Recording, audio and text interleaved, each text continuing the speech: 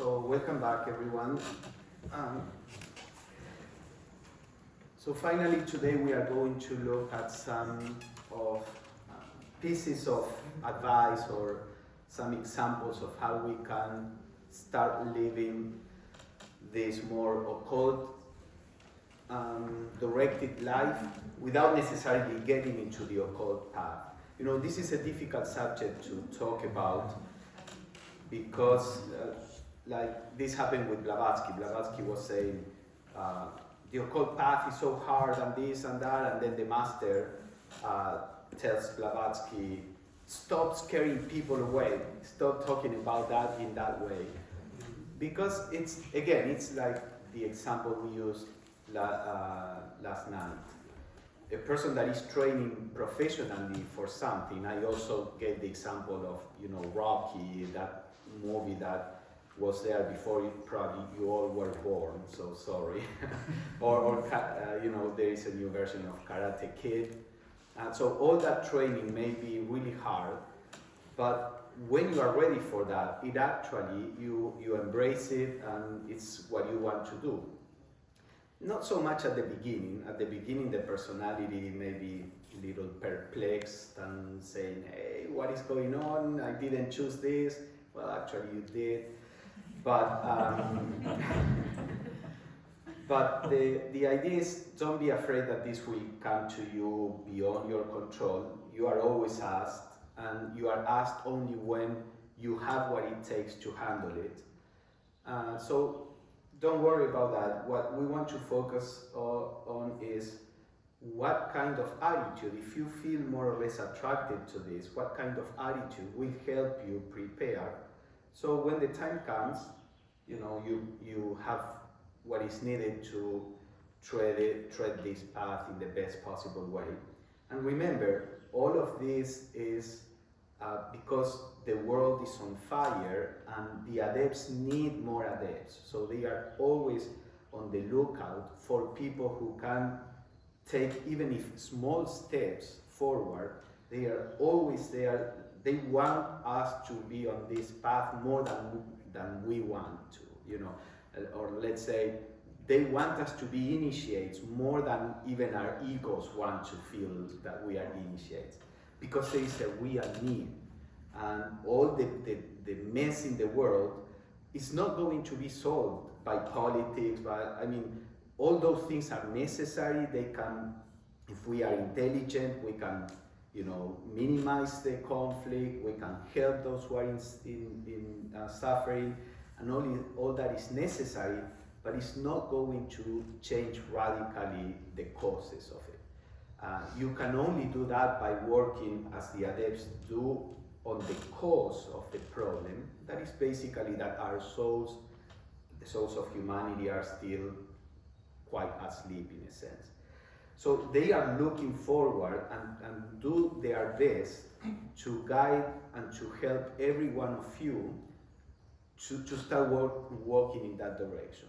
But you are the one that decides whether to take a step forward or not. They will never force anybody.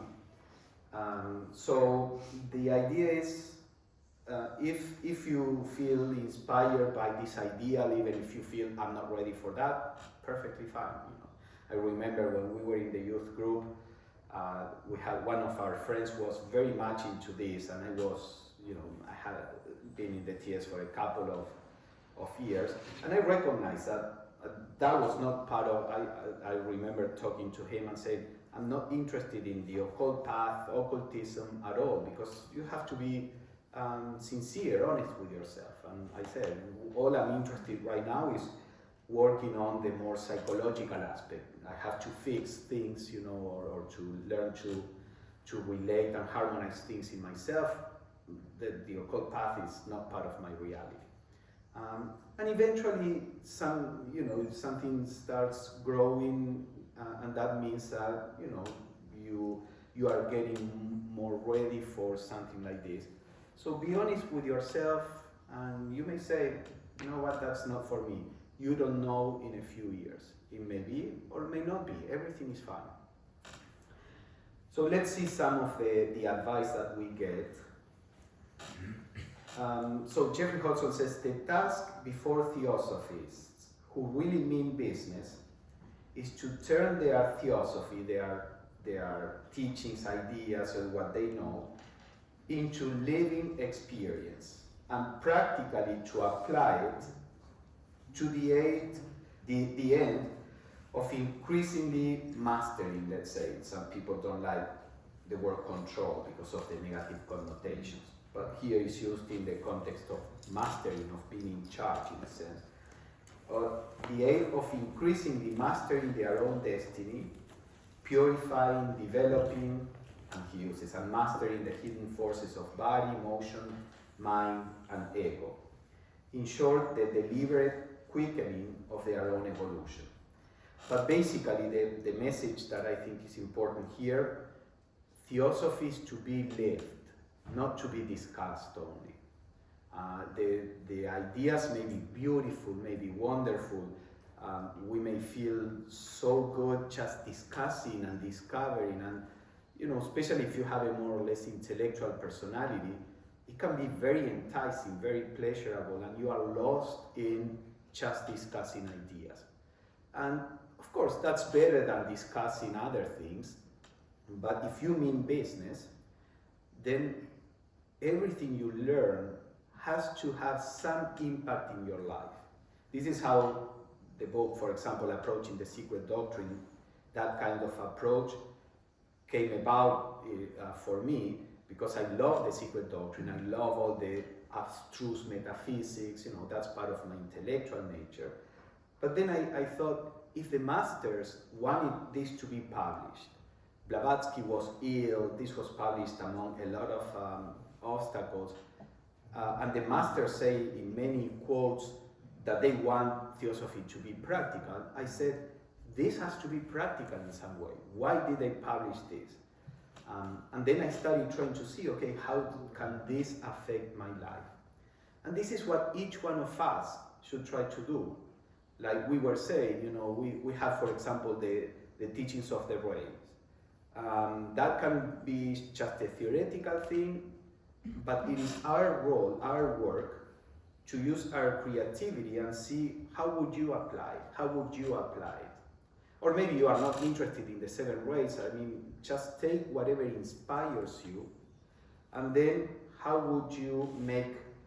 does this teaching, an idea that inspires you, affect your life? We all have to build those bridges. We are the ones that have to do that. It depends on us. What the masters and Blavatsky gave, they can't talk about all possible applications. Their time was limited. They gave us universal principles, and they expect us to first learn and then show people how this can change your life. That's part of what makes you prepare for this path. Let me read a few and then we discuss it, unless somebody has something that needs to be said. And then the other aspect is, he says, induce the condition of discipleship in your lower vehicles. So if you are, if you're attracted to this, assume that you are a disciple, not in the arrogant way, but live as if you were a disciple. That's the best training. Which means, dealing with ideas is complicated, because the ego, if you have a high ideal, when the ego fails to live up to that high ideal, then you will feel frustrated or guilty or lack of self-confidence. Ideals and ego don't go together. That's why in our society we keep lowering the bar, lowering and lowering, because what the ego wants is to have a very low bar, attain that, and feel great. Oh, I did it, I attained it. And in Theosophy, the bar is so high that the ego is afraid, is frustrated, because this bar is not for the ego. The bar is for our soul. And that bar is not for you to say, oh, I'm so far from it. Ideas are like the faraway North Star that you are following. When the ships were on the ocean, they used the stars to see what direction they had to move into. They weren't expecting to touch the star. They used them as a guide. So all these ideas are a guide. If he says, for example, purity is all important. You must not admit thought, feeling, word, or act that is not perfectly pure. Phew, that's the bar out there. So you don't expect yourself never to have a thought that is not pure. We will have many thoughts, emotions, actions that may be selfish or this or that.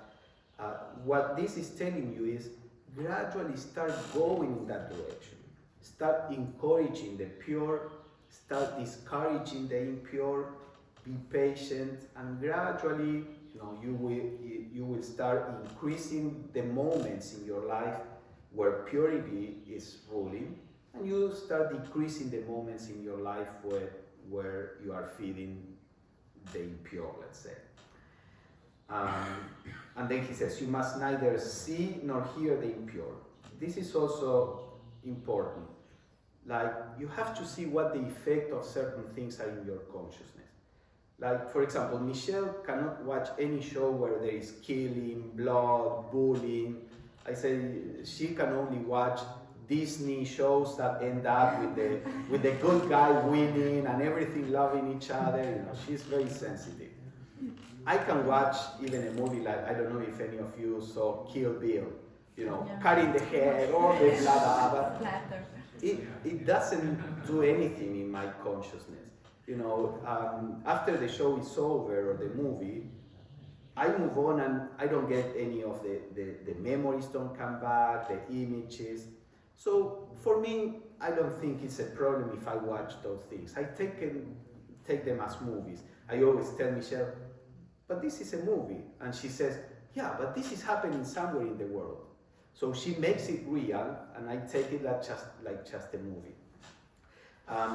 But for example, now with all the political problems in the US, I like understanding how the world works. So I was always listening to podcasts on politics, what was happening in the US, in Europe, the Brexit, in Italy, the election, But then now things got to a point where I saw that being too aware of that was disturbing my emotions. And so I stopped it. I had to disengage. I stopped it. So you have to see that. Do not try to protect your consciousness from what is impure or negative in an intelligent way also. So we are here meant to deal with the world. And sometimes we need to be exposed to things that are not pleasant. And we have to have the strength, because if we want to help the world, we need to have the strength to deal with things that are not pleasant.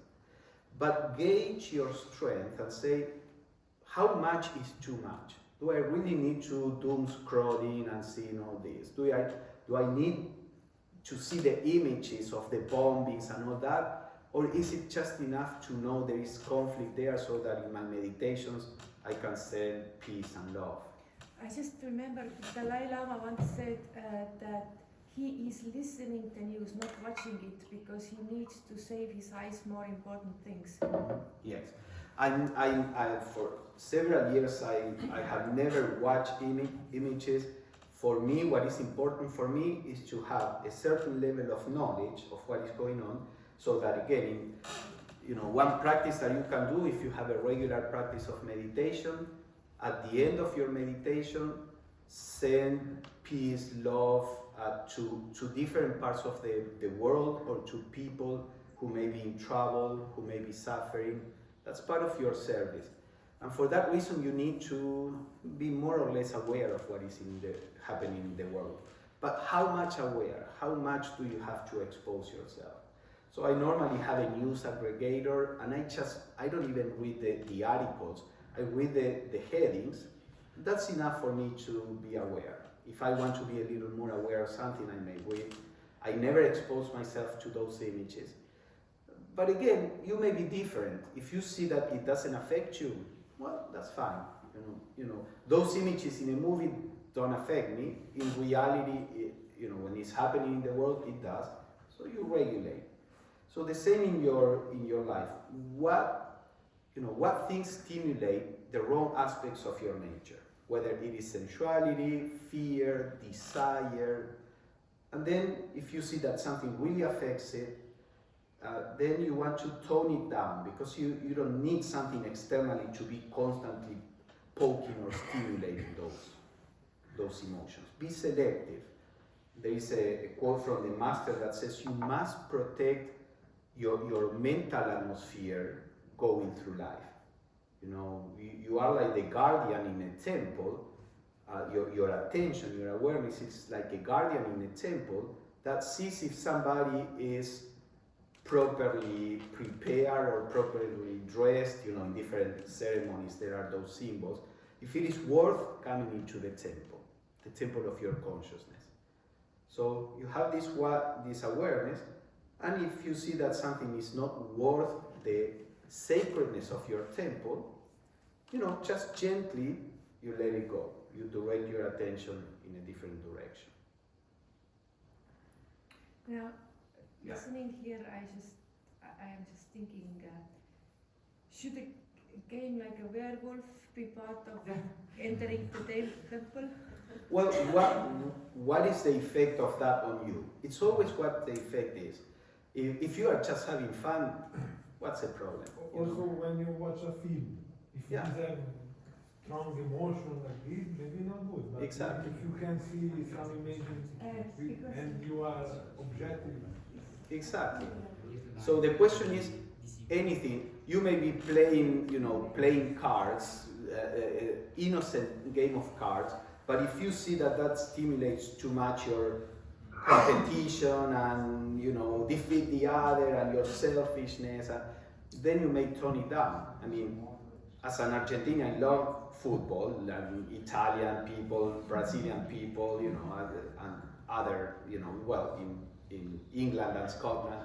But I saw at some point that it was stimulating the wrong aspects in me. I just wanted the other side to suffer. You know? I want you to lose because you are my rival. Especially Brazil. Brazil is, you know, an Argentinian is happy when Brazil, you know, is losing or something. And the other way around is the same. With Italy, the same, but since they didn't get to 2 World Cups, now I feel a little pity, and I say, I hope with this new coach you get to this World Cup. You know, I'm aware of what is going. But then I realized, okay, how can I enjoy this without this stimulating all these negative emotions? Caio, you raised your hand. Did you want to say something? No, I was just saying. Oh, yeah, that's awesome. So, should you play that game? Should you see what the effects is on you? If you are just having fun, just go along with it. You know, no problem. Krishnamurti used to read detective novels where I'm sure there were crimes and things like that, but you know, he was taking it in the right way. So again, and this is how you have to take all the teachings that you read, absorb the principle, not the dead letter. So for example, Hodgson says here, you must not read the impure or even the criminal. Again, if there is a crime show that doesn't produce a bad effect on you, fine. But you know, today there are all these shows, the true crime shows, TV shows. I don't watch those because they are real, and I feel that they are stimulating something bad. So I don't watch them. But I watch fiction of you know. But maybe some of you, it doesn't stimulate something bad. So you have to gauge this and see what the effect is. I love horror movies, and probably horror movies is not, you know, very spiritual, but Blavatsky wrote some horror stories. Yeah. But I'm thinking like there's Stranger Things or something like this, like nice show.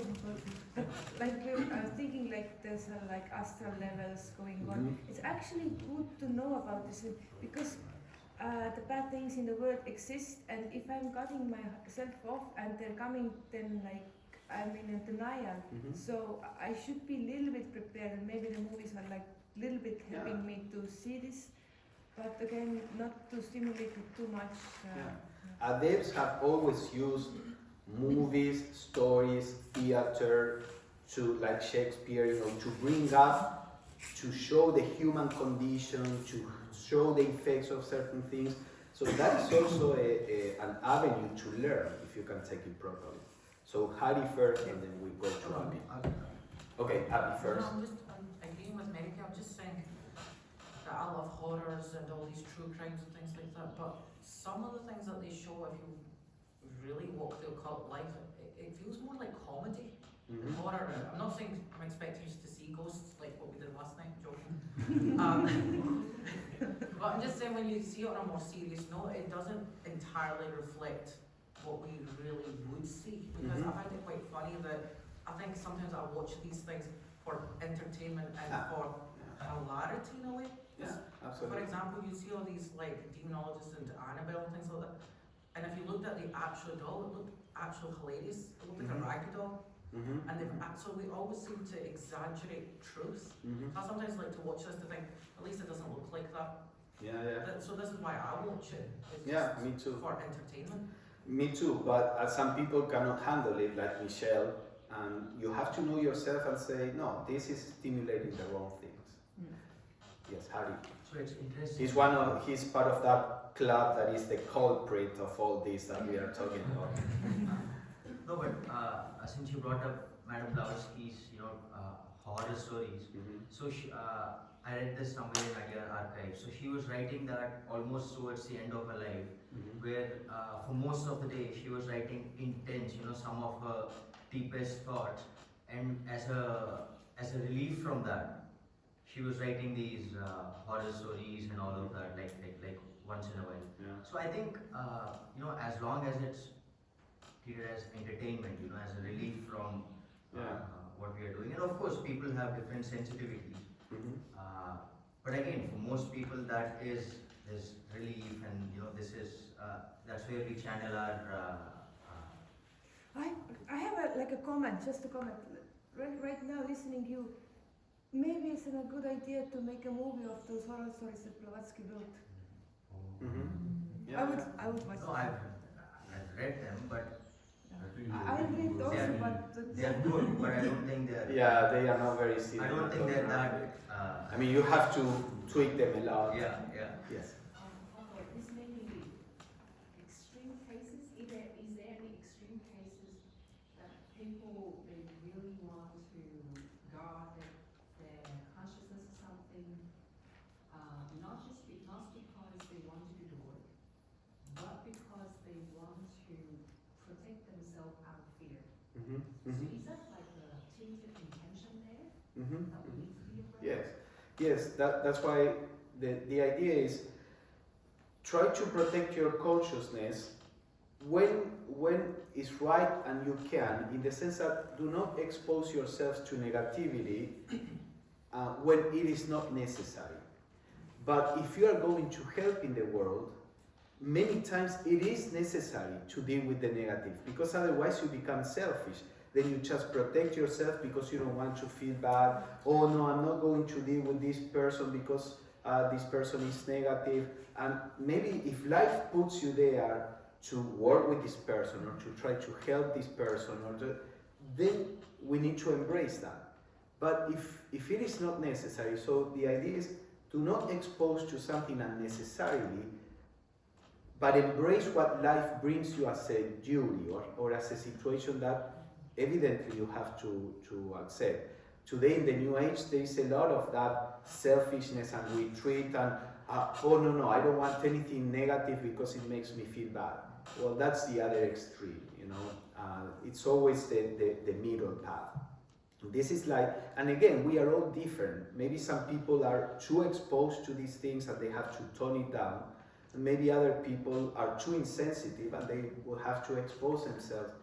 This is like, imagine somebody's teaching people how to ride a bicycle. So one person is leaning to the left and then the teacher would say, lean to the right, lean to the right. And then everybody hears that. And then they all start leaning to the right. And some people maybe are already leaning too much to the right. So the teacher says, lean to the left, and then everybody, no, this is, you have to see where is your imbalance and fix that.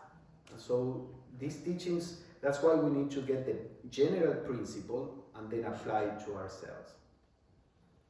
All right, so this point of, try to induce the condition of discipleship, we will see more of that. And the first step is, protect your consciousness in this intelligent way. So, conceive of yourself as always in training for future, harder and greater tasks than those which you now perform, and live and work accordingly. So basically, when something comes to your life, try to think everything is a training. Because how do we judge things in life in general? By the principle of pleasure and pain. If it is painful, if it doesn't make me feel good, if it is not harmonious, then it's bad and I try to reject it. If it is good, it's easy, it flows, then it is good and I embrace it. And that's fine, but for this path, the idea is to start changing your view and say, okay, everything that comes is part of the training. I mean, both pleasant and restful, that's also important, and the hard and difficult things. So that is a change that you gradually make, and then when you have to deal with difficulties in life, you don't feel a victim. You don't feel that, oh, this is happening to me, that should not happen. You start understanding, I am being trained for something great in the future, and therefore I'm not a victim here. I take all ownership of this. I embrace it and I do my best. And this is something that the Master is sending to me. So I take it with devotion. I may not like it. There is a quote where the Master says, we don't care if when the disciple is going through a test, the disciple complains, yells, curses the Master. We don't care about any of that, as long as the disciple can go through the test. And that's a very interesting image. And Blavatsky did that a lot. Blavatsky would say, I don't know why the Master is making me do this is foolish, but she will do it, So the idea, take everything that comes to you with the sense that there is a purpose behind it. There is a reason. So let me read the quote and then we can discuss it. He says, meet adverse karma valiantly, philosophically, and without flinching. Again, that's the high bar.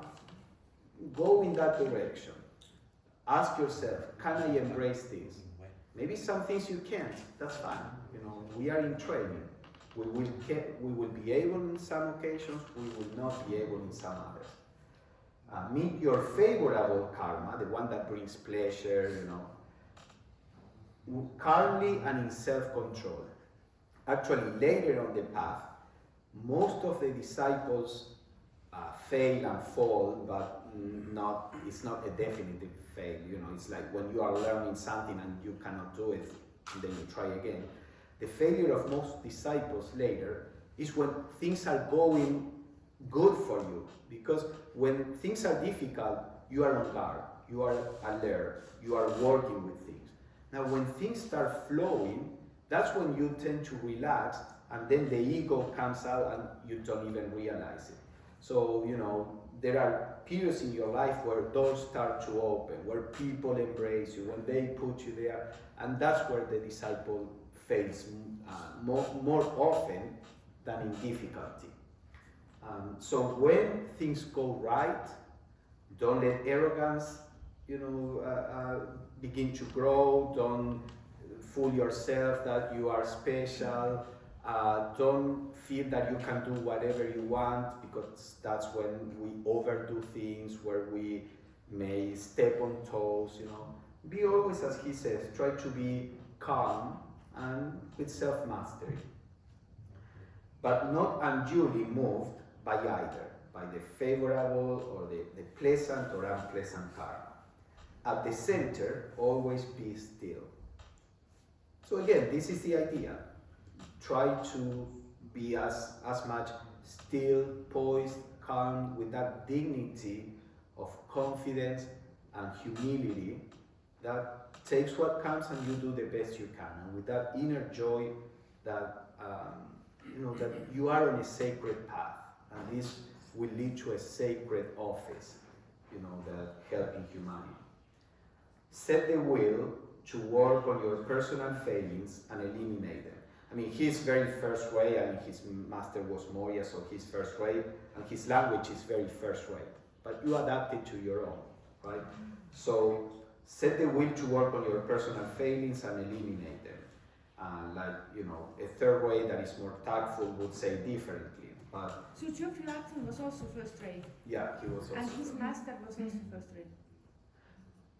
Your master will belong to your way. Oh. You cannot have a master in the occult path. We can have But teachers. Blavatsky has two teachers. No, her master was Master Moria. You can learn from other teachers, okay. but her master was Master Moria. Besant masters also. Leadbeater and Krishnamurti's masters was Kutumi because they were second way. So your master, the one that takes you through initiation, is a master that belongs to your way. That's why Michelle was talking about the adepts of each way. So again, Hudson has a first way language there that may seem a little harsh for people. But set the will to work on your personal failings and eliminate them. I would say in a milder way, and say, okay, be aware of the challenges in your personality and work to gradually, let them go, to balance yourself, but we are saying the same thing. Right? So never be satisfied from day to day until they are gone, in the sense of, continue working slowly but surely, until gradually these things do disappear. Develop a valiant independence of all personal favors. That's also very important on this path. Eventually, there is a quote from the master where the master says, we are not nurses, we need our disciples to be able to stand on their own feet and do the work that they have to do. We can't be behind the disciples, trying to help them. Did you fall and you hurt? Oh, poor. No, that's not what the masters do. We need the disciple that they initiate. They have to be leaders that can stand on their own. So from the very beginning, part of the experience of the path is you will be in situations where you are forced to stand on your own feet. And the situation will be according to your strength. They may feel challenging because the situations always get to a point where we have to make a little more effort to what we think we can. But this is important. Learn, develop a valiant independence of all personal favors. Can you do the right thing when you don't have approval around you? Can you, to persevere despite of what is outside? You have to become independent from the environment. Not insensitive, not separate, independent. If something is right, it is right no matter what. So that you are not affected. I remember my sister, she was very young and she came crying once, and I asked her what's going on.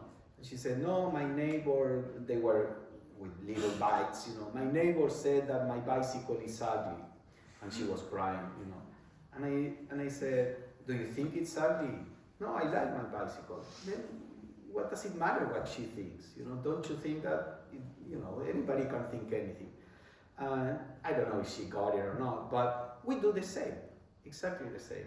Oh, this person tells me that my work is ugly, my personality is ugly, or whatever. Listen to what people say, look and see.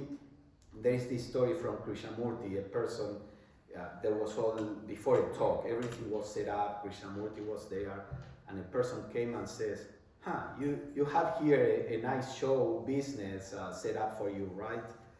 And people who were around Krishnamurti were very offended. How will you say that to Krishnamurti? And so after the talk, one complained, and Krishnamurti says, wait a second, I didn't dismiss it. I looked into this and say, is that true? Am I, working and very comfortably with all this, and maybe I'm being complacent, and then you see it may not be true. In general, people have their own biases also. So somebody tells you something, it's not necessarily true. They may be projecting, but there may be a seed, a grain of truth. So I'm not saying be insensitive to the environment. You can listen, but ultimately speaking, make your own judgment and don't be influenced by the environment. Do you think this work is right? Do it, even if others criticize, and learn. Maybe they were right. Maybe you will find out later that they were right. That's fine. You've grown. You have learned. But that's part of it. You develop a valiant independence of all personal favors, yet be grateful for them when they come. So this is part of that, taking everything as part of a training, but being self-reliant. What do you think? Yes. This excellent quote, set the will to work on your personal failings and eliminate them. And relating to what you were talking to just before, Shakespeare has this quote in Hamlet that we've been talking about a little bit. The play's the thing wherein to catch the conscience of a king. And in what Shakespeare's talking about is not a good king. In this instance, he's talking about a usurper, a tyrant, maybe the ego, you could see it like that. And with the right kind of constitution, the right attitude, it's possible to experience a film like Kill Bill, where it's like a Greek fury taking vengeance or overcoming evil again and again and again till the very end. And with the right attitude, I think it's possible to experience that and have that almost catch our own bad king in us, and suppress it, or suppress is perhaps the wrong word, but allow us to overcome in a way. Absolutely. Just an observation. No, absolutely. And also you have to be, this is why it is important that in your practice of meditation, you realize more and more that you exist far beyond the personality. Because as you realize that you are far more than the personality, you can start looking at the personality with compassion. So when I'm identified with my personality, and I have the ideal of being as good as possible, and I see my personality, which I think is myself, doing something foolish, then you are angry with yourself. Because you feel that you are that personality and that you are failing to yourself, essentially. But as you realize that you are beyond the personality, and the personality is like this child or this horse that you are trying to ride, or it's a living organism that you are trying to use to express yourself, and that living organism has its own failings, has its own limitations. When there is that sense of space, you can be firm and yet compassionate for the personality. You can feel, okay, I know this bothers you, that's fine. We can't, I can't pamper you with this. We cannot act in that way, but it's okay, I understand you. I understand why you're reacting that way, but we can't. I don't want to do that. I don't know, it's like an attitude in which you look at your personality like a child, or like a horse you are riding, and the horse saw a snake and got all scared, and you are trying to dominate the horse. And then you have certain compassion for the horse, but then you need to get to somewhere because they need you. So you tell the horse, okay, sorry, guy, I know you are scared, but we need to get there. So it's important to work on realizing this different, and then you can be firm but compassionate with your personality. What else? No, I like the meditations in which you meditate on your true nature, because we, as the higher ego, all these virtues that we talk about, they are our own nature. They are describing what we really are. If I could take you out of your personality, right now you would be this being that is full of courage, perfect, poise, love, sense of unity. You are perfect as a spiritual entity. Now, when you come into the personality, a body that is afraid, a body that has needs, emotions that are incomplete and they have needs, and the mind that doesn't understand, that has prejudices, then you are being taken over by the limitations of the bodies, and then you just get, and you and I, right? But I'm trying to do it more direct. Then you just get caught by all the inadequacies and limitations of the bodies, and then you think that you are a person that is afraid. You are never afraid. Your emotions may be afraid. Then you think you are a person that is angry. You are never angry. Your mind or your emotions or even your body, when you are hungry and then the body gets irritated. It's not you, it's the body. So the idea here is, if you can bring that certainty more and more, that you have all the virtues, and when we talk about developing the virtues, what we are saying is learning to express what you are at the level of the personality. So whenever you fail miserably or gloriously, like Michelle says, at doing something, it's not that you are bad, that there is something wrong with you. It's just that this personality needs work there so that you can express your true nature. So you take it seriously. You ended up in a fight, an argument with somebody. Both of you, in your true nature, are perfectly loving and in union and in harmony. But then in this limitation of the personality, you weren't able to retain a perception of your true nature. You got caught in the differences in the argument, but all that reaction belongs to the bodies, to the mind, to the emotions, not to you. So after that, instead of feeling guilty, oh, I am this, I am that, you say, okay, what was the problem? I see that the mind got caught in this perspective and couldn't, see the other perspective. So objectively, you say, okay, next time I'll try to, let's say, force the mind to be a little more open.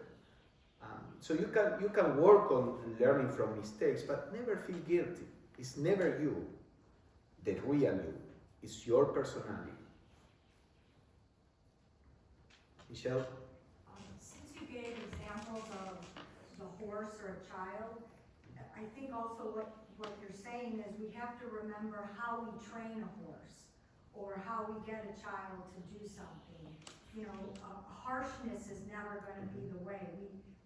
I watch these videos where they train a horse and they do this whole series of things. Have the horse walk on something that's noisy, or have it walk and they're just touching it with a noodle or pool noodle or something, so that's the occult path for us.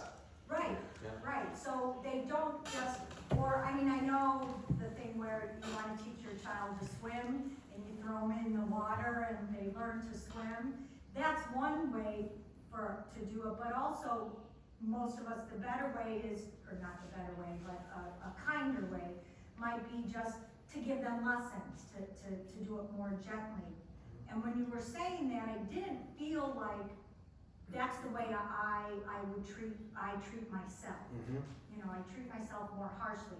Oh, I'm afraid to do this, I should just plow right through. Mm-hmm. But if you look at it from a horse, you can't do that. You could beat a horse, as much yeah. as you want, but if it's really afraid or there's really something against its instinct, it's not going to go forward. No, that's a good example. So you can train a dog, let's say, or a horse, but let's say a dog, in two ways. In a gentler way or in a violent way. And in both ways, you can get the dog to follow your instructions. But you can see the differences between those two dogs. One will be moved by fear, by anger, and you beat the dog under submission, and it's not a healthy animal. And the other, that you can be quite firm, but it is with love and with structure and with patience, that can be a very healthy animal.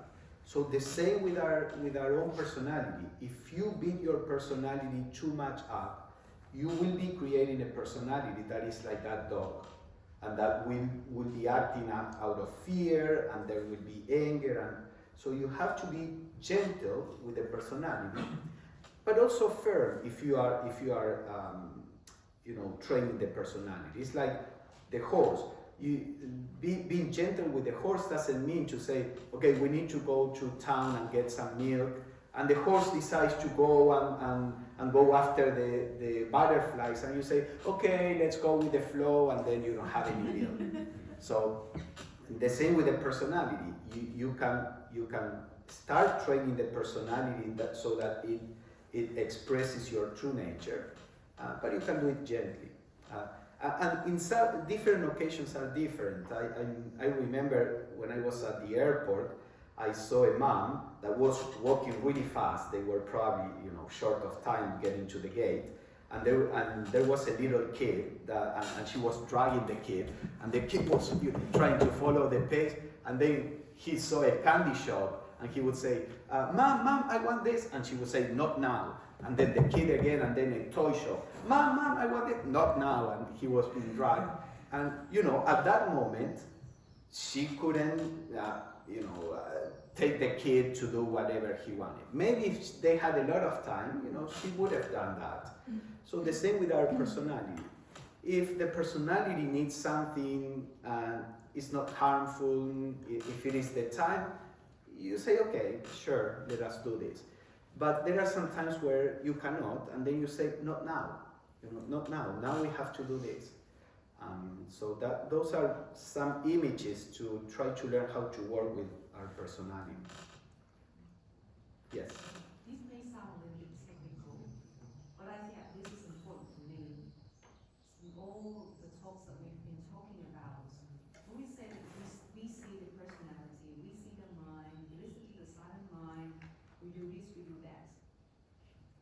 I do understand that our true self, the mind, the thoughts, the personality, there's a gap between them, but we're so intertwined with it. But let's say when we meditate, or maybe in daily life, how can we actually differentiate from ourselves and personality, how to look at it? Mm-hmm. Yeah. So I would say any limitation belongs to your personality.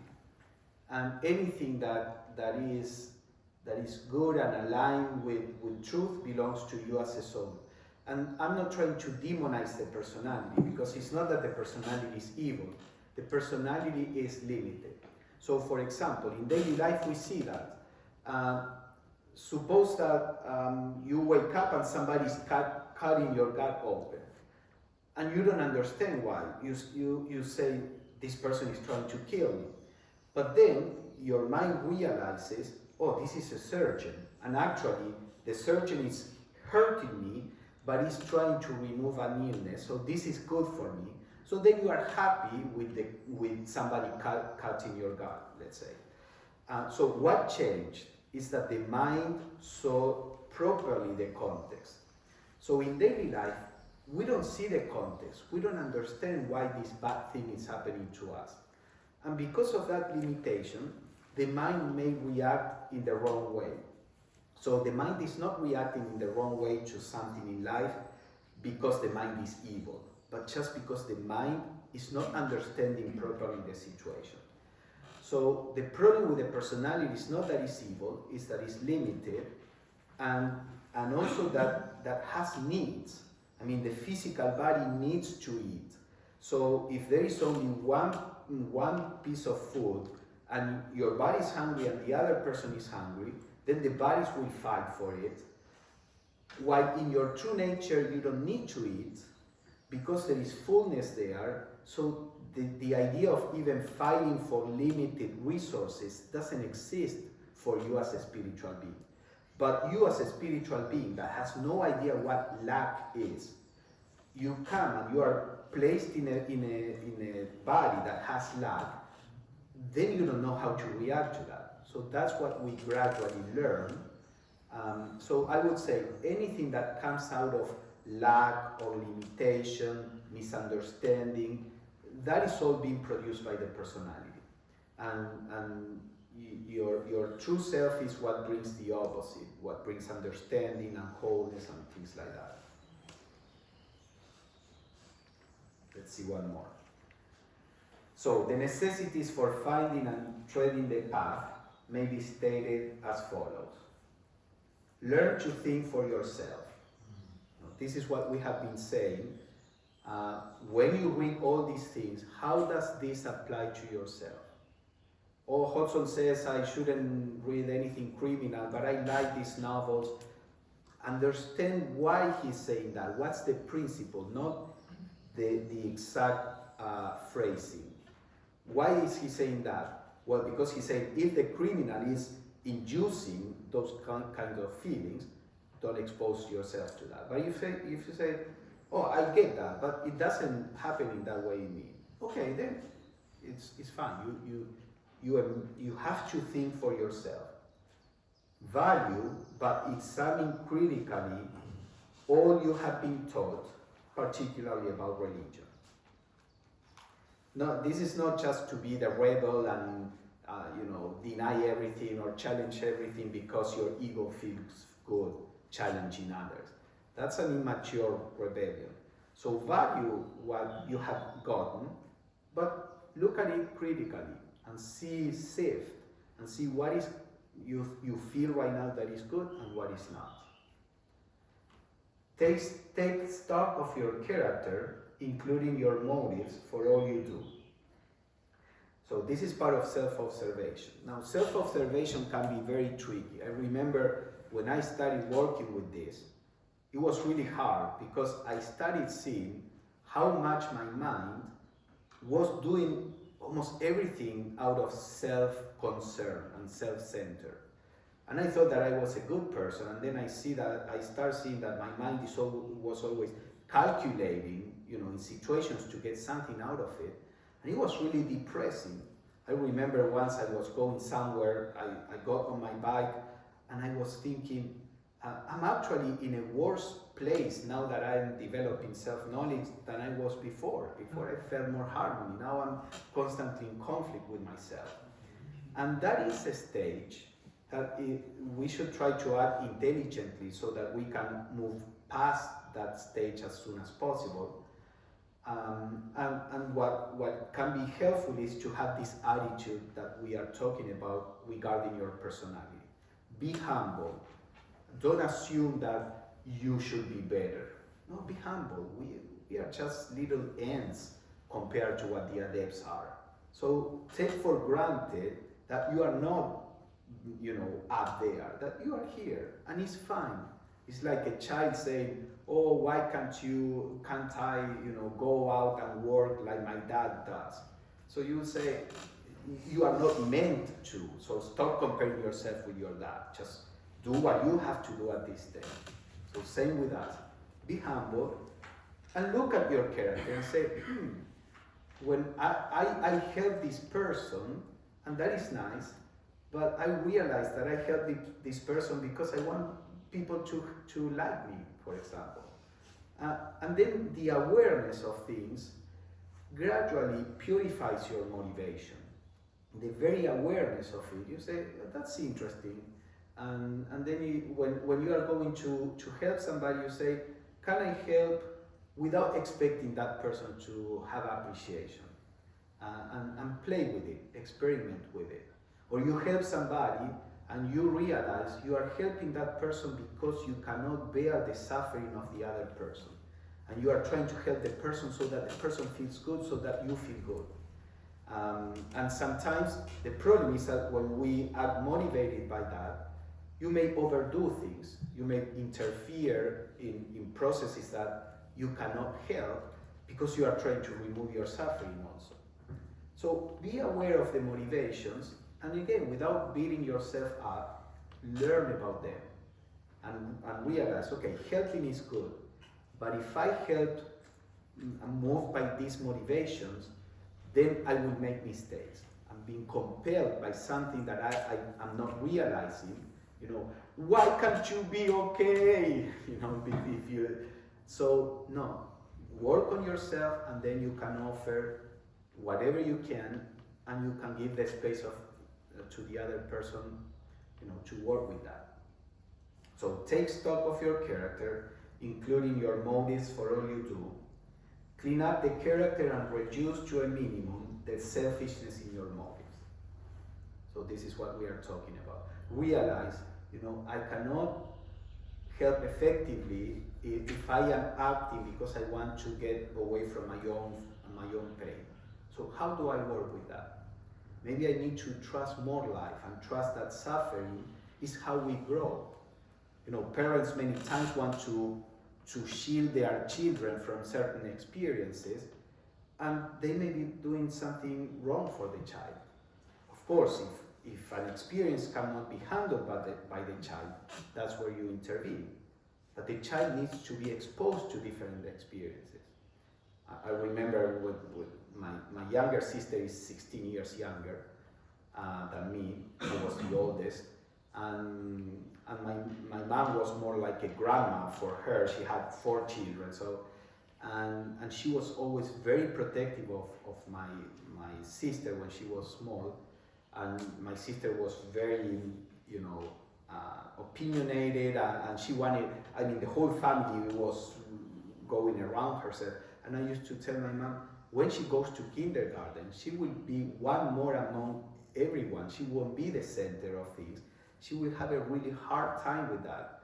And she did, So sometimes trying to avoid the suffering in somebody, you are doing a disservice. So, but if you are trying to help the other because you are compelled by your own pain, you cannot see that. So this is why, so then you say, okay, can I trust that suffering is how the inner divinity in us can flower, so that I can be okay if the person is suffering, not with indifference. You offer your help, and whatever happens is fine. This is how we all grow. So that's how you purify your motivation, not by saying, oh, that is bad, that's a sin, and trying to push it. You solve it by intelligence. Yes, Michelle?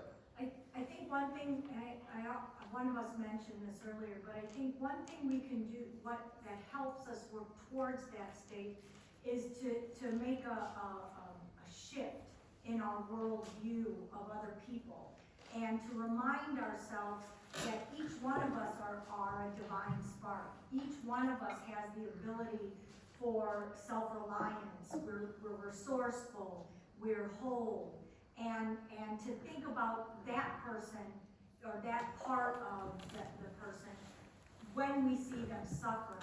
And then what I feel like we do is we add energy to that, we give them the space for them to experience their wholeness and find their strength to go through those struggles.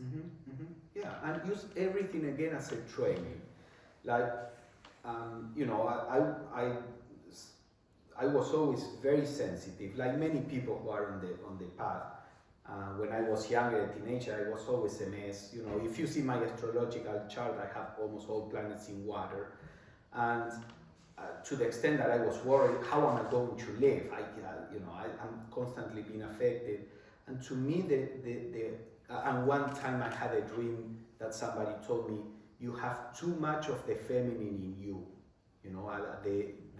That emotional aspect, that, that's how I interpreted, that was, too sensitive in that sense. So I understood that I had to develop a certain emotional strength. And the thing that is the hardest for me is to accept the other person's pain. So every time I'm put in that situation, and I have been put in that situation a lot of times, I work on myself. And I see, why can't I bear this? And I see the fear that this is going to destroy the other person. I can see the difficulty in holding my own pain. So you use everything to work on yourself, and gradually you start developing what you are lacking. For another person, it may be something different. See in your lives, say, what is the pattern that is always happening to me, which will be different for different people. Well, that's where where there is a lack of strength or skills. So use life as a training to develop that. If you see somebody is like suffering, how like, and they're not asking any help, so you should not like. You have to use your intelligence. In general, I have become far less proactive in interfering with the other person.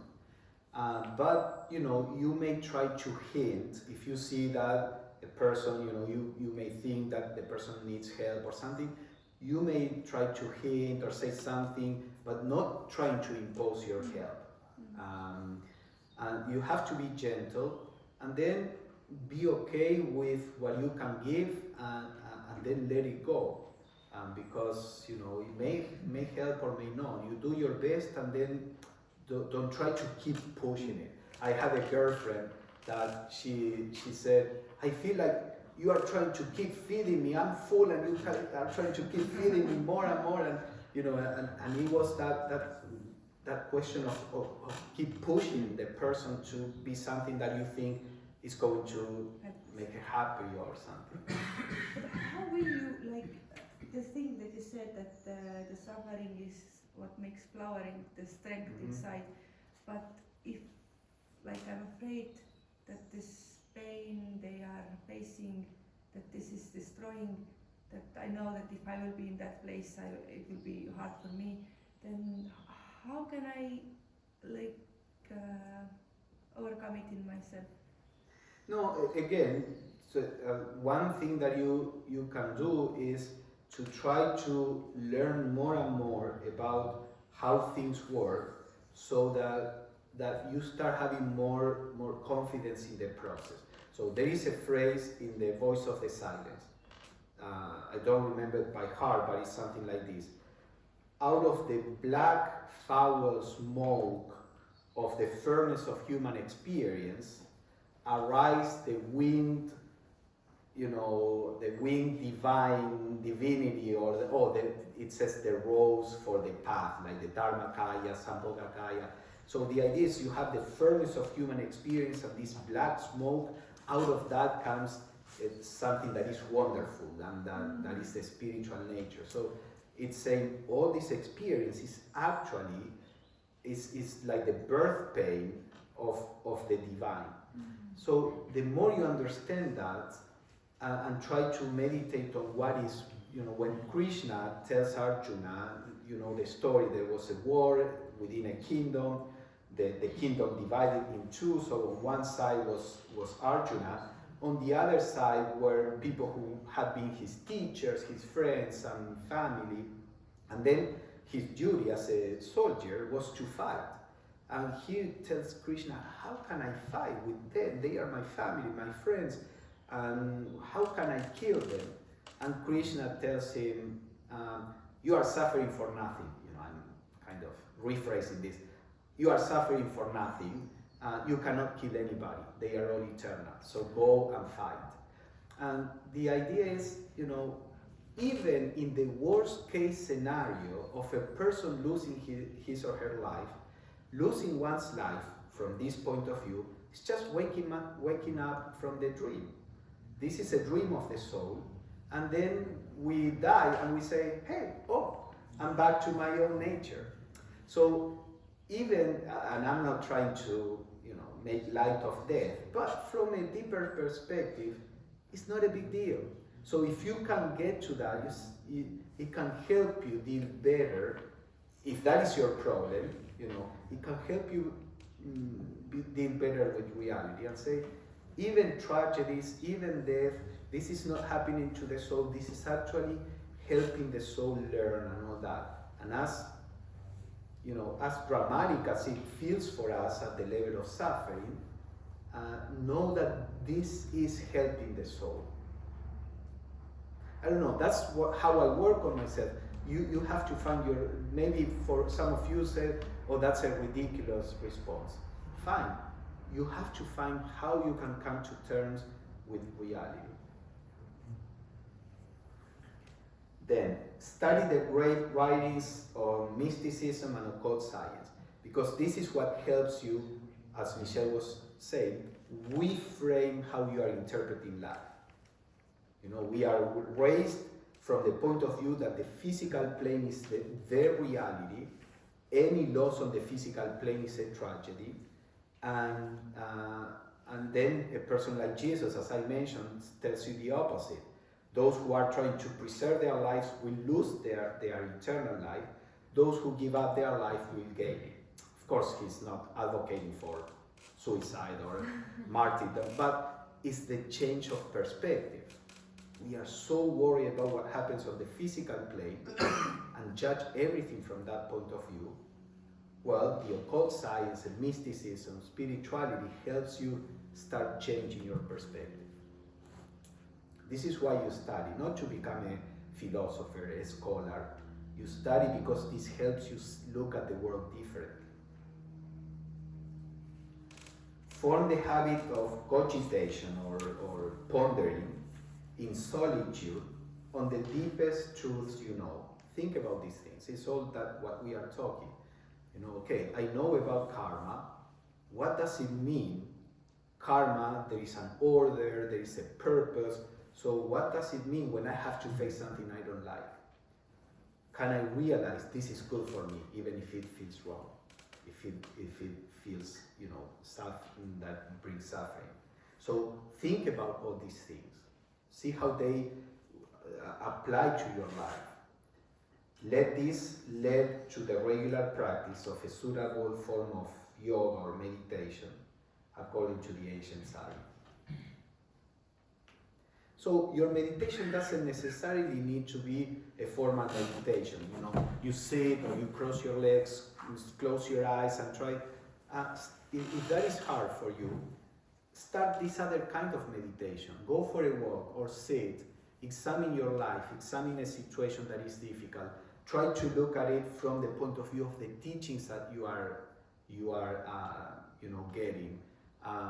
Challenge the perspective that you have absorbed in your education that is based on the body and the physical experience. You have to work with these teachings so that they can transform your perspective. Otherwise, there is this disconnect, your physical experience and then your philosophy.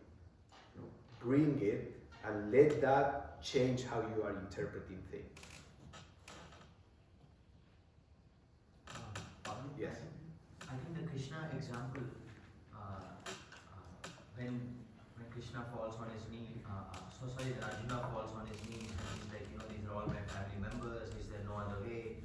Do we have to fight this battle and all of that? The way I think I understood was, so then Krishna shows his ultimate, like you know, that form, and then he says, I am time and all of that. So I think he says, irrespective of you fighting this or not, they're all gone. Mm-hmm. You know, eventually, time is. Yeah, this part is impermanent. Yeah. Mm-hmm. There are many. I mean, obviously, the Bhagavad Gita is very rich in a lot of philosophy. And definitely. All right. Then another point: fulfill your duties in the world, and with maximum efficiency, thereby further developing and improving your character. So the occult path is not about abandoning your duties, because your duties are your training. When you say, if you are in a situation where when somebody needs your help, maybe your parents and they don't have anybody to take care of them, maybe your family, maybe your, whatever it is, when there is a duty and you say, oh, this duty is in the way of me being spiritual, that is the wrong perspective. It is by fulfilling your duty in the best possible way that you grow spiritually. And when your duty is fulfilled, then the external circumstances will change and give you time for other things, if that's what is needed. So the path is your duty. Now that doesn't mean that you have to get, I could say, oh, my duty was to stay in Argentina, and then I abandoned the country. Well, really, Did the country really need me? I mean, maybe if I was candidate for president and there was nobody else that could do something better, and I say, no, let me go to India, maybe yes, I would have done something wrong. But my country doesn't need me, really. So in life, that doesn't mean you have to be stuck in situations. You have to discern, is this my duty? This maybe I'm the primary person that can do this, or is it not? So you use your discernment, but basically take your duties as your training. The situation in which you are is the situation calculated by karma and the master to produce the most growth in yourself. You may think, oh, I could be so spiritual if I had more free time to meditate. If you don't have free time, if you really don't have free time, it's because this is what you need to do. And if you were to just force the circumstances so that you have more time to meditate, you would be wasting your time because there was something you needed to do that you didn't do. So whatever situation you are in is perfectly calculated to make the most out of your practice if you embrace it. But also, Pablo, do you think it's possible to be still living in amidst the duties and fulfilling your duties and still kind of touching the path in a way? For example, like, still there's a lot of Indian saints who speak about that. For example, Lahiri Mahasaya, who was the guru of Paramahamsa Yogananda, his whole intention was to say that he continued being a postman. Yeah, absolutely. And he was one of the, he was like recognized as a master and all of that. So I think his intention was to show that you could be in the middle of all of that. You could be doing all of that. You could be a householder and yet have like one foot in the path. No, that's the essential message of Theosophy. The spiritual life is not divorced from daily life. The spiritual life is through daily life. You don't need to go to the mountain, to the forest. I mean, in some incarnation, that may be your path. But essentially, daily life is by means of your duties. It is by fulfilling your duties with the best of yourself, with your effort to look at them spiritually, taking them as a training, all that we are discussing. It is by doing that you will develop spiritually.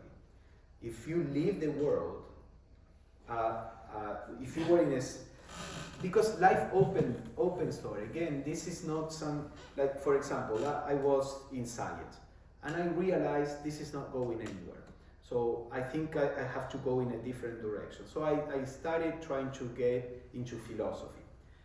So every year, at the beginning of the year, I would go to some university where they had philosophy of science or bioethics or something like that, and would try to see, can I do a doctorate, a PhD with you? And then, if that was possible, I was going to leave science. And I tried 1 year, it didn't work out. I said, okay, the door didn't open. I wasn't trying to kick the door open. I knocked at the door. Okay, it didn't work out. Okay, a year in my continuing science. Next year, at the beginning of the year, again, to another place. It didn't work out. And eventually, I couldn't make the shift, but by the end of my PhD came the opportunity to go to Adyar. So perhaps, if I had forced the situation, and I had studied a different PhD, when the opportunity to go to Adyar came, I wasn't ready because I was in the middle of doing that. So what I mean is that we can knock at the door. If you feel that your present circumstances are not fit for what you feel you need to do, you can start knocking at doors, but cooperate with life. At sometimes life will open the door, and then you have to have the courage to walk through it. So, my opportunity to go to Adyar came 4 months before I finished my PhD. So it was obvious. Okay, finish this, that's the next step. So by saying your duties are your path, I'm not saying don't feel that you are stuck somewhere.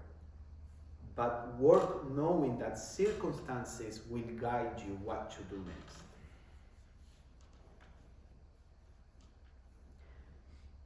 Then acquire as many faculties as you reasonably can. Remember, we are training ourselves to help in the future, in the beginning of a new way of relating to each other. And the faculties that you develop, they will be put to use at the moment.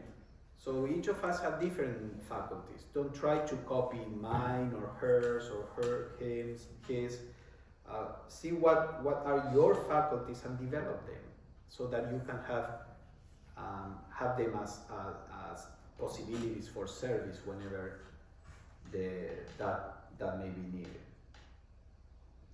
From deep down within yourself, from your heart and mind and will, send out a call for help in your quest.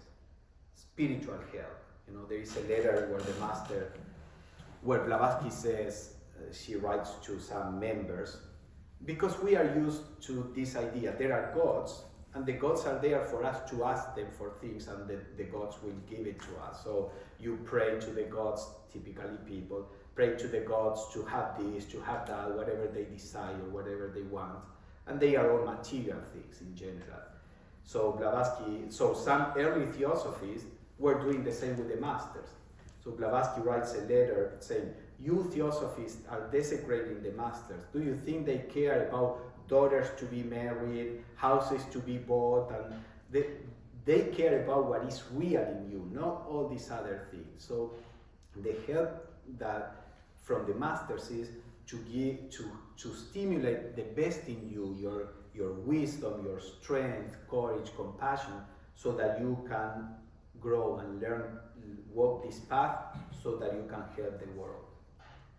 So it's okay to send a call for help in your quest, not to remove obstacles, but again, for them to stimulate the best in you, so that you can face the obstacle and grow and learn. For a true spiritual master to guide you. And again, the masters don't guide you at the personal level, they guide you as a soul. And then that filters down into the personality.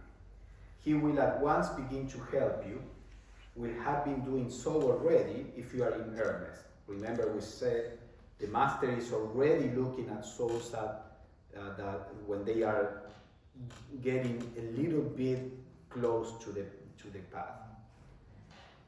Eventually, he will make himself known to you, first on the inner planes, eventually on the physical plane, maybe if it is at the last second of your physical life, because on the physical plane, as we said, that's not the norm, that they will reveal themselves. Generally at first through an agent of his, and ultimately in the full presence. Now some of you said, what do we need to have this sense of relationship with with an individual master, or can we be devoted to the ideal, to the work that we are meant to do? And yes, definitely.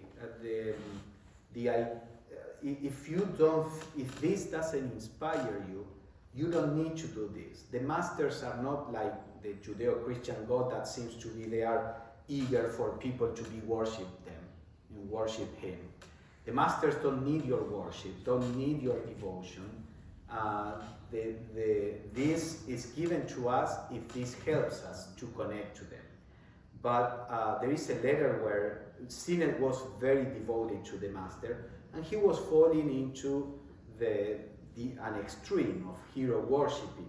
And it's very funny to see Sinet's letters. We have now some of Sinet's letters, and it gives me the impression sometimes he is like a child talking to somebody, my dear guardian, things like that, that you think of Sinet, this British, format, and then in the letters, you feel like he's like a child with the master.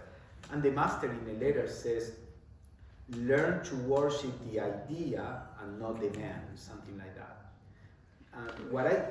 The idea, not the man, not the the master as a person, but the idea, the work, something like that. I'm not quoting it exactly, but that's the spirit. Because Sinet is again like the bicycle. Sinet was falling to the right, and the master said, go to the left. What I find in the West, and perhaps this happens in the East also, but I find that most of us have lost all sense of the sacred, all sense of devotion and inspiration. So I think this is very needed for us. Sometimes when I try to teach the meditation in the heart, and I tell people you have to visualize something that represents your ideal, people have nothing. Our heroes in the past were all these saints and wise people. Today our heroes are the football players, the actors, politicians, so nothing that inspires the spiritual. So I think a lot of people in the West, we need to rekindle this sense of the sacredness of the wise person. But if you see that you are overdoing it, work on the more abstract aspect also of the master, not as a person but as a state of consciousness, the Atman, and as the idea that the master represents. Work with all of this again intelligently. But like, I mean, how can I help others? Because there's so many people that they have devoted to the fun, like the musicians or the actors or so on. But now you say, like, put all your devotion to the ideas, to the higher ideas. So by doing that, I will help others also do that. Not if people cannot, if that doesn't inspire them. Annie Besant says the ideal for each person is different, because only the ideal that is a little higher to what they can reach, but not too high, only that ideal inspires and inflames the heart. If you place too high of an ideal to a person that cannot feel the reality of it, you will leave the person cold. It's not going to work. So we should have several ideas and we present the ones that I feel is closer to that person. To the person. So I always give this example. There may be let's say there may be a Christian person that has a very, in my eyes, primitive idea of God in a very personal way, as maybe a guy sitting on a cloud, and then you think you are all wise and calm, and you talk to this person, you destroy that idea, you present the more impersonal idea of the divine in Theosophy, and if that person is not able to be inspired by that, when you leave, you have left that person in a worse place than when that person was. So we need wisdom. It's not about the absolute truth. It's about what truth can the other person grasp that is a leap that will help the person take the next step. So based on what you say, is it true that before we want to help, we need to talk to them and understand what they need first? Absolutely. Not just like, I go there, I just talk about things like that without finding out the problems they need? Yes, absolutely. When, if there is a situation where there is a person that maybe asking for help or something, ask questions, understand where the person is, understand the person's situation. We tend to say, oh, I know, and put over them our own ideas. And that hardly ever works. It may work by chance. Ask questions to the person, see, where the person is, what the person feels, what inspires the person, and then you can try to help more intelligently. Hari and then Michelle. Yeah. Hari. I think it was interesting what came up, Pablo, because I really find great value in even when people are inspired by sports stars or movie stars or something like that, because we have had this conversation once. For example, there's a pastor in a church or somebody. What he's doing is, if that faith is helping, if he's giving that blanket, metaphorically, for somebody who is cold, for that night, and then that hope or whatever he's providing, that inspiration is helping this person get to the next day or next meal or something like that. For example, And I think, like you said, it's very dangerous when you take that away, but not give something in that place. So if you talk about India, like, you know, the major, I mean, I know India because I come from India, it's not for any other reason. But the majority of the people, you know, the lives are difficult, and then they're going through so many other complications and all these challenges. So something like cinema, you know, I've seen how people celebrate cinema in India. You know, our stars are demigods and things like that. So that might look a little absurd to people outside India, but if that is giving people hope or inspiration to get to the next morning. Absolutely. Yeah. So now if somebody comes and takes that away, and if you don't give something in return, I think you said very beautifully that you're only leaving them in a much worse place than they were. Today the industry of entertainment is taking the place that religion failed to provide. And it is necessary, and we all have been inspired by movies or by plays or by stories, and there is nothing wrong in that. And for the regular person, you know, I think that's all they can take right now. But then when we come to the occult path and all that, then, you know, regaining the sense of the master and the connection that really exists and all that can be very helpful, because we have lost that. And that is not denying, as you say, that people may not find inspiration in movies and things like that. And then at some point, you transcend. We always transcend forms. This is like climbing a ladder. You put your feet on one step, and that step is great because you need to step on it. Now that this is great doesn't mean that you have to get stuck there. If you get stuck there, you cannot continue to climb. So at some point you abandon that and you put your foot on somewhere else. That doesn't mean that because you are abandoning it, it was not helpful. It was helpful there, but you have to move on.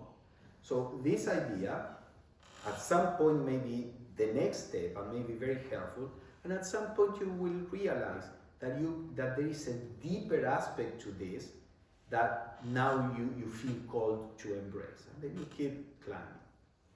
Sure. I just wanted to add about our feeling for helping one another. I feel like that feeling to help, or that ability to help, has really changed over life.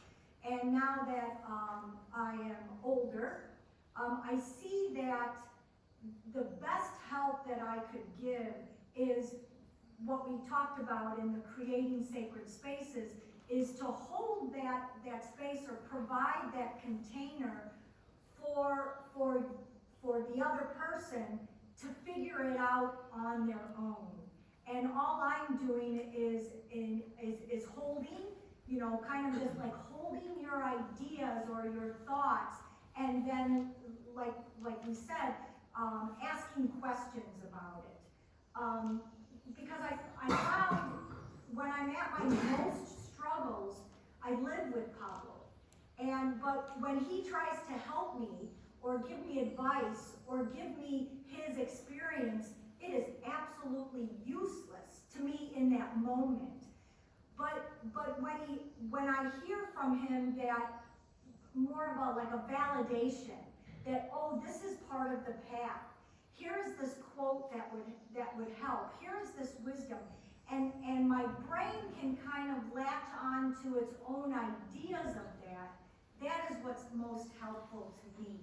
So I feel like I've switched even in, you know, as a mom, I always felt I had to give my kids their advice, or take them in this direction, this right direction. And I'm finding over the years that that's probably a disservice to a certain extent. So now I've kind of taken a step back and let them find their own, and ask them questions, and from a curious standpoint, this is what I see as being a negative part of what you're doing. Do you see that? And a lot of times they're like, no, I don't. And when I was at that stage, I didn't see that either. And to allow them with that supportive energy to let them do what they do and fail gloriously or cinematically and be there to kind of just pick up the pieces or support them instead of trying to give them advice on the way to do it. So I see in the last few years, the last 20 years, that my idea of helping has really changed. Yeah, we need to develop wisdom, and also the truth is that each way can be helped in a different way. You don't tell a first ray what to do.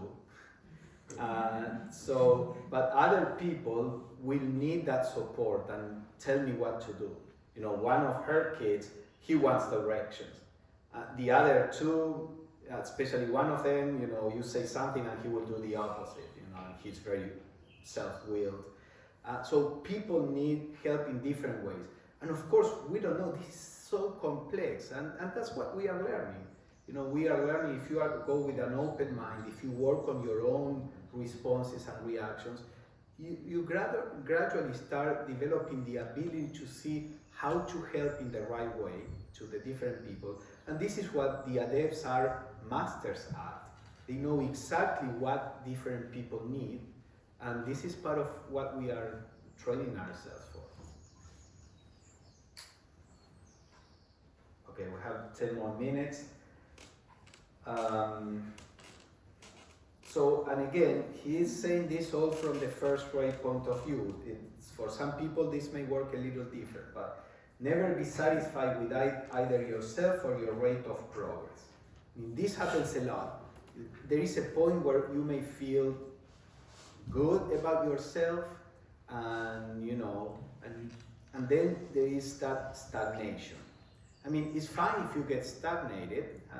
Nothing is wrong. But if you want to be on the occult path, that is what on this path has to be prevented. You try to avoid feeling too good about yourself in that sense. You should feel perfectly good about your divine nature. But when it comes to your work, try not to be complacent. Many times I meet people where they have gotten to a certain understanding, and they don't want that understanding to be disturbed. They feel good with it, and they protect it. And they may come to a talk and you say something that may disturb their understanding, and you can see how they just try to protect it because they are comfortable there. That's fine. It is not our job to try to destroy something in another person. But here, put the goal of perfection in front of you and keep going there. Without haste, but without pause. Don't become obsessed also. If you see that you have the tendency to become obsessed, then slow down. But this Buddhist mantra, gate, gate, paragate, parasamgate, etc. The idea is go, and then go beyond. Go and don't stay there. Go beyond. Go even beyond, all the way to enlightenment, let's say. So the idea is, take this as a joyful journey, not with ambition, but continue to keep alive the flame of your joyful growth and development and discovering and continuing on the path. The ego will try to get you stuck in the places where the ego feels comfortable. Yes? So there is this apparent friction between, on one hand, measuring yourself up against the ideal of perfection, and otherwise the capacity to be lenient and forgiving and compassionate for a fellow man. I can imagine it becomes easy at times to also force this ideal upon other people, and then becoming very harsh and cold. Unnecessarily demanding. I've seen that many times in older members. That it's very easy to fall into that attitude. And when you work hard on yourself, two things may happen. So that's why we need to be intelligent. One is that you become kind of trying to impose that same attitude on others, and maybe become impatient and intolerant when they don't have that attitude. And also, again, is what we're talking about training a dog. I see some members that I think, and I'm very aware that I may be misreading, because it's difficult to know ourselves. How can we know somebody else? So I may be completely wrong in my idea, but I see some members that seem to come toward the end of their lives with a personality that has too many wounds from the inner battle in which they were serious members, but perhaps they were trying to train their personality as the dog, beating the dog up, and then you have these members that are very committed, that have a lot of knowledge, and yet they have attitudes that come from a wounded personality. You know? So this is why, I mean, I think from the point of view of the soul, if I think the soul of that person will say, well, it's not the best, but I don't care. This was better than just go with the flow, happy, and not have grown. If in the process of growing, I hurt the personality, and the personality ends up being, well, next time I'll try to do it better, but I prefer the growth that came out of that. You know, when we look only at the personality, we say, oh, that is terrible. But I don't think the soul looks at that in that way. Now, let us try to be as intelligent as possible, so that is not the way that we work. And that has to do with what you were saying. There is I always remember this phrase from Mahatma K.H. talking about Master Moya, because Hume was complaining about Master Moya is first rate, K.H. is second rate, and Hume was complaining that Master Moya was a little too, in your face or something like that. And Master Kutumi says, you don't know him. He is as hard on himself as is forgiving with other people. And that's the disconnect that we need to try to learn. We can be very serious about ourselves, and to not transfer that to the other, to your relationship with the other. All this tension between opposites is the description of the occult path, because we are trying to go to somewhere that is beyond those two polarities. There is another phrase in the Mahatma letters, that the occultist or the disciple has to have a heart that is clad in iron, it has to have like an armor, and yet be sensitive and receptive to human pain. So that's again that apparent contradiction. A heart that is an iron heart, and yet sensitive and responding to human suffering. How do you do that? These things come when you go beyond the duality, and then that new state is integrating the two things.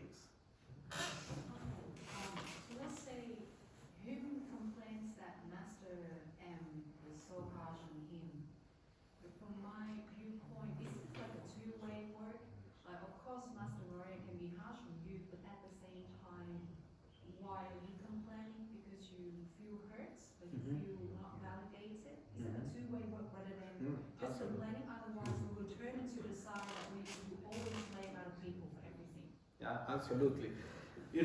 For what I've seen in the letters, what I understand, and again, I may be completely wrong, and the last thing I want to do is to misrepresent what the masters are, that we cannot really understand what they are. It's like they are on a higher kingdom of nature. But for what I see, the master is not there to pamper your ego, to protect your ego.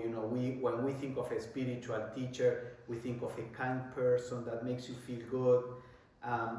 That, I think, should be the attitude for teachers that are as ignorant as you, in the sense of, I asked this question once to Radha Brunier.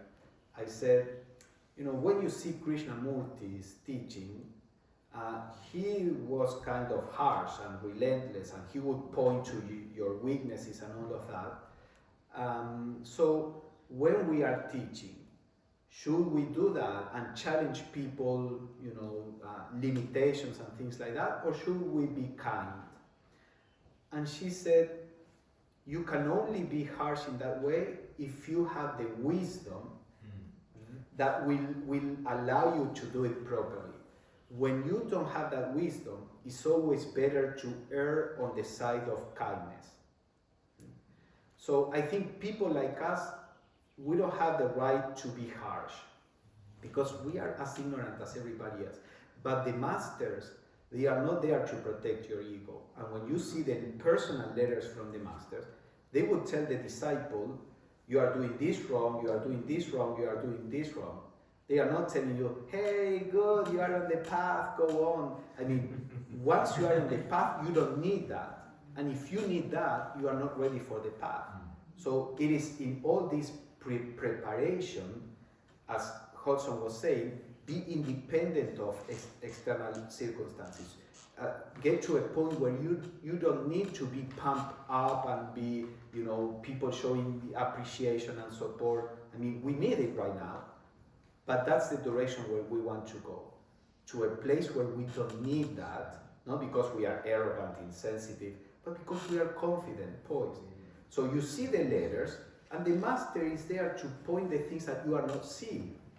And that I can understand that if the master would appear here and says, you have one question to ask, what I would ask the master is, what am I doing wrong? What do I have to work on? Because it's that blindness that, it takes so long for us to realize where we have a blind spot or something. So the master is there to help you see what you are not seeing. And so don't expect the master to be kind on your ego. All right, the time is up, and this is I think this is a good sample of the kind of attitude. As we go through our regular life with this attitude, we start developing the qualities that will make us fit to enter in that occult path where things change, where this is the hero's journey, and then you will have to fight the Hydra and the sirens or whatever in the Hindu mythology. But before that is possible, get all these skills, all the weapons that you will need on that path, and then you will tread that path with that sense of purpose and value and sacredness and the need for this path, and that will sustain you. All right? Thank you, everyone. Thank you.